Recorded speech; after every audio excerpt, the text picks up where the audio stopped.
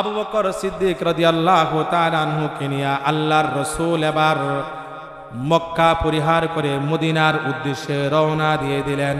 সংক্ষিপ্ত আকারে বলতেছি, আবু বকর সিদ্দিক রাদিয়াল্লাহু তাআলা আনহু এবার মাঝে মাঝে আল্লাহর রাসূলের ডান দিকে যায়, আবার মাঝে মাঝে বাম দিকে যায়, আবার সামনের দিকে যায়, আবার পিছন দিকে যায়।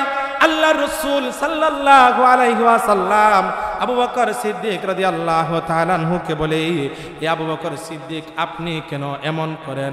আবু বকর সিদ্দিক রাদিয়াল্লাহু তাআলা আনহু ডাক দিয়া বলে, ইয়া রাসূলুল্লাহ, ইয়া হাবিবাল্লাহ, আমার যখন মনে হয় শত্রুরা পিছন দিক থেকে আক্রমণ করবে, তখন আমি আবু বকর নিজের শরীরটা ঢাল বানায়া আপনার পিছনে দাঁড়ায়া যাই। সুবহানাল্লাহ।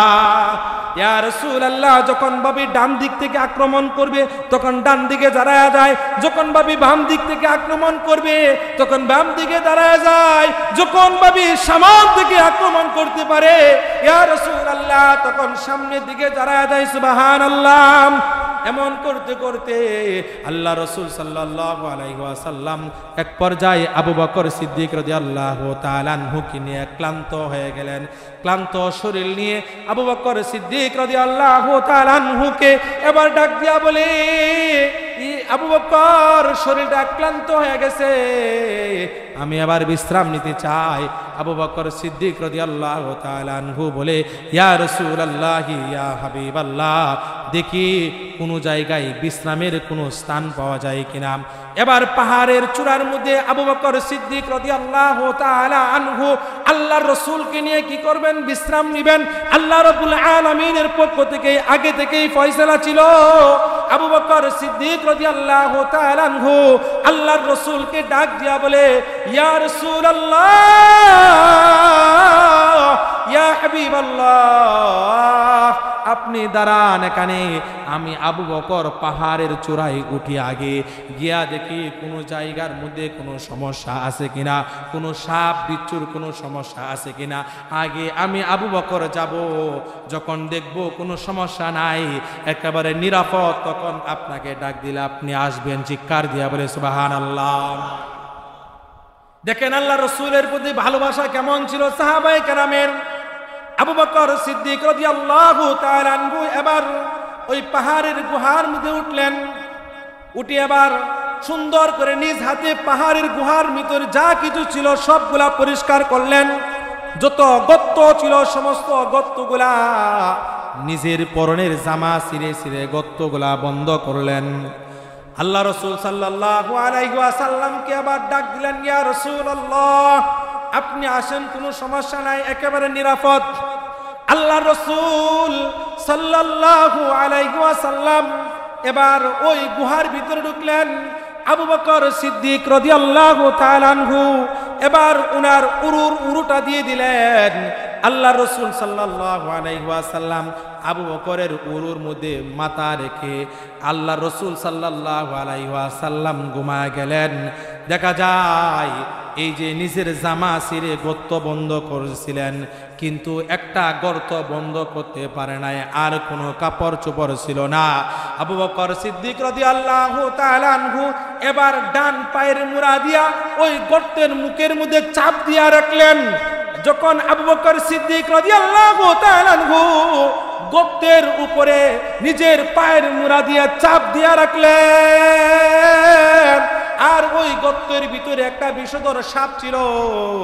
সাপটা বারবার চেষ্টা করতেছেন আল্লাহ রাসূলকে দেখার জন্য, গর্ত থেকে বাইর হওয়ার জন্য, কিন্তু বাইর হইতে পারে না।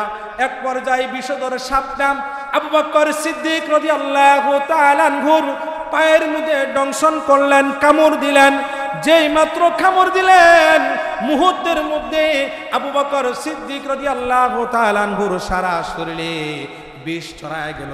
আবু বকর সিদ্দিক রাদিয়াল্লাহু তাআলা আনহু ব্যথা সহ্য করতে পারে না।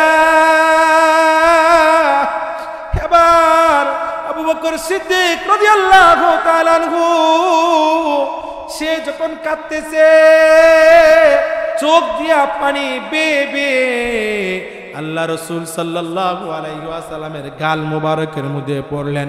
পড়ার সঙ্গে সঙ্গে মায়ের নবীর ঘুম ভেঙে যায়।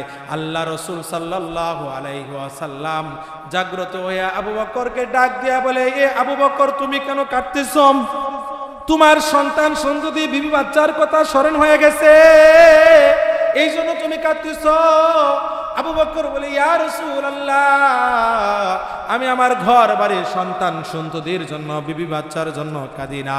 আল্লাহ রাসূল সাল্লাল্লাহু আলাইহি ওয়াসাল্লাম বলে, তাহলে তুমি কেন কাঁদতেছ? আবু বকর সিদ্দিক রাদিয়াল্লাহু তাআলা আনহু বলে, ইয়া রাসূলুল্লাহ, এই গর্তের ভিতর থেকে কে যেন আমাকে দংশন করছে, এই বিষের বেদনায় আমি কাটতেছি। আল্লাহর রাসূল রাগান্বিত হয়ে গেলেন।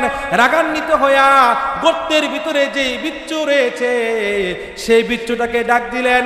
গর্তের ভিতর থেকে সঙ্গে সঙ্গে বিষধর সাপটা বাইর হয়ে গেলেন। বাইর হইয়া আল্লাহর রাসূল সাল্লাল্লাহু আলাইহি ওয়াসাল্লামের চেহারার দিকে তাকায় রইলেন।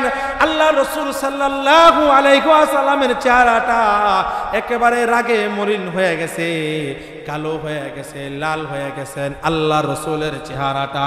এবার সাপটা উপরের দিকে মাথা উঠায়া মনে মনে আল্লাহকে বলে, আল্লাহ, ওগো আল্লাহ, আপনি আমার জবানটা খুলে দেন, আমার জবানটা খুলে দেন, আমি যেন আপনার বন্ধু হাবিবে কিবরিয়া মুহাম্মদুর রাসূলুল্লাহ সাল্লাল্লাহু আলাইহি ওয়াসাল্লামের সঙ্গে যেন কথা বলতে পারি। হাবিব তো রাগান্বিত হয়ে গেছেন। আল্লাহ রাসূল সাল্লাল্লাহু আলাইহি ওয়াসাল্লামকে যেন বিষয়টা বলে বুঝাইতে পারি। সঙ্গে সঙ্গে আল্লাহ রাব্বুল আলামিন এই বিচ্ছু সাপের জবানটা মানুষের মতো খুলে দেয়। সুবহানাল্লাহ।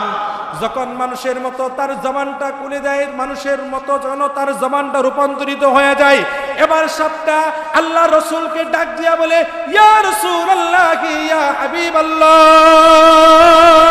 ওগো পয়গম্বর, আজকে থেকে একদিন নয়, 2 দিন নয়, 100 বছর পূর্বে আসমানি কিতাব যখন মানুষ পাঠ করতেছিল তখন আমি শুনেছিলাম আপনি এই জায়গার মধ্যে আশ্রয় নেবেন। ইয়া রাসূলুল্লাহ, তখন আমি আল্লাহর কাছে দরখাস্ত করেছিলাম আপনার এই নুরানি চেহারা দেখার জন্য। ইয়া রাসূলুল্লাহ, আল্লাহর কাছে যখন প্রার্থনা করেছিলাম, দোয়া করেছিলাম, ইয়া রাসূলুল্লাহ, তখন আল্লাহ রাব্বুল আলামিন আমার দোয়া কবুল করলেন। এই গর্তের মধ্যে আল্লাহ আমাকে পৌঁছিয়ে দিলেন। 100 বছর জন্য আপনার জন্য এই গর্তের মধ্যে অপেক্ষা করতেছি। আর আমি ডানে বামে সামনে পিছনে মাঝখান দিয়ে চতুর্দিক দিয়ে আমি গর্ত করেছি। আমার হাবিবে কিবরিয়া বিশ্ব নবী এখানে এসে আশ্রয় নিবে, বিশ্রাম নিবে। আমি ডান দিক থেকে মন ভরে দেখব, বাম দিক থেকে আমার মনটা ভরে দেখব, মাঝখান থেকে আমার মনটা ভরে আমার হাবিবকে দেখব। ইয়া রাসূলুল্লাহ, কিন্তু আপনার এই সাহাবী আবু বকর সিদ্দিক আপনাকে এতই ভালোবাসে, এতই মুহাব্বত করে, তার পরনের জামা ছিঁড়ে ছিঁড়ে সমস্ত গর্তগুলা বন্ধ করে দিল। ইয়া রাসূলুল্লাহ, একটা গর্ত বন্ধ করতে পারলো না। এই গর্তটার মধ্যে নিজের পায়ের মুড়া দিয়া চাপ দিয়া রাখছে। ইয়া রাসূলুল্লাহ, আল্লাহর শপথ করে বলি, আমি প্রথমে তাকে আক্রমণ করি নাই, আমি বারবার তাকে কি করেছি, আমার লেজ দিয়া নাড়া দিয়েছি, লেজ দিয়া তার পায়ের মধ্যে আমি নাড়া দিয়েছি।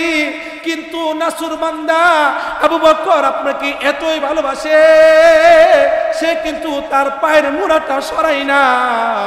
ইয়া রাসূলুল্লাহ, যখন দেখলাম আপনার চলে যাওয়ার সময় গণিয়ে আসছে, আমি আর সহ্য করতে পারি নাই। দীর্ঘ বছর ধরে যার জন্যই অপেক্ষা করলাম, আজকে সেই হাবিবে কিবরিয়া চলে যাবে, আমি সহ্য করতে পারি নাই। অপরাগ হয়ে আমি আপনার সাহাবী আবু বকরের পায়ের মধ্যে আমি আক্রমণ করেছি। ইয়া রাসূলুল্লাহ, আমি মাপ চাই, আমাকে মাফ করে দেন। সুবহানাল্লাহ। আল্লাহ রাসূল সাল্লাল্লাহু আলাইহি ওয়াসাল্লামের মুখ থেকে কি করলেন, আবু বকর সিদ্দিক রাদিয়াল্লাহু তাআলা আনহুর পায়ের মধ্যে লালা ভরায় দিলেন। সঙ্গে সঙ্গে আবু বকর সিদ্দিক রাদিয়াল্লাহু তাআলা আনহু আগের চাইতেও বেশি সুস্থ হয়ে যায়। সুবহানাল্লাহ। সম্মানিত হাজিরিন, এই দেখেন সাহাবায়ে কেরামের কেমন আল্লাহ রসুলের প্রতি ভালোবাসা। আর আজকে আপনি আমি কেমনই আল্লাহ রসুলকে ভালোবাসি। আল্লাহ রসুলকে যদি ভালোবাসতাম তাহলে আল্লাহ রসুলের প্রত্যেকটা সুন্নত কি করতাম? আদায় করতাম। আল্লাহ রসুল বলেন, মান আহাব্বা সুন্নতি ফাকাদ আহাব্বানি ওয়া মান আহাব্বানি কানা মাই ফিল জান্নাহ। আমি বিশ্বনবী রাহমাতুল লিল আলামিনের কোন একটা সুন্নাত যদি কোন বান্দা বান্দি যদি জিন্দা করে আদায় করে, আমি আল্লাহ রসুল বলে দিলাম কানা মাই ফিল জান্নাহ, ওই বান্দাটা আমি মুহাম্মদ সাল্লাল্লাহু আলাইহি ওয়াসাল্লামের সঙ্গে জান্নাতে দেখবে। সুবহানাল্লাহ। এই জন্য নিজের জীবনের চাইতে আল্লাহর রসুলকে বেশি ভালোবাসতে চাই কিনা? চাই। কে কে আল্লাহ রসুলকে ভালোবাসতে চায়? হাত তুলে আল্লাহকে দেখায়। আল্লাহ রাব্বুল আলামিন আমাদের সকলকে নিজের জীবনের চাইতে আল্লাহর রসুলকে ভালোবাসার করার মতো তৌফিক দান করে, সকলে বলে আমিন। এবং আল্লাহ রসুলের প্রত্যেকটা সুন্নত আদায় করার মতো তৌফিক দান করে, সকলে বলে আমিন। সম্মানিত হাজিরিন, আলোচনা অনেক দীর্ঘ, অনেক লম্বা, সামনের দিকে আর আগাবো না। আমার ভাই এসে অনেকক্ষণ ধরে অপেক্ষা করতেছেন, ভাইকে কষ্ট দিয়েছি, এই জন্য আন্তরিকভাবে দুঃখিত। আমি যতটুকু আলোচনা করেছি মহান আল্লাহ রাব্বুল আলামিন আমাদের সকলকে ওই উক্ত আলোচনার উপর পরিপূর্ণভাবে আমল করার মতো তৌফিক দান করে, সকলে বলে আমিন। ওয়া আখির দাওয়ানা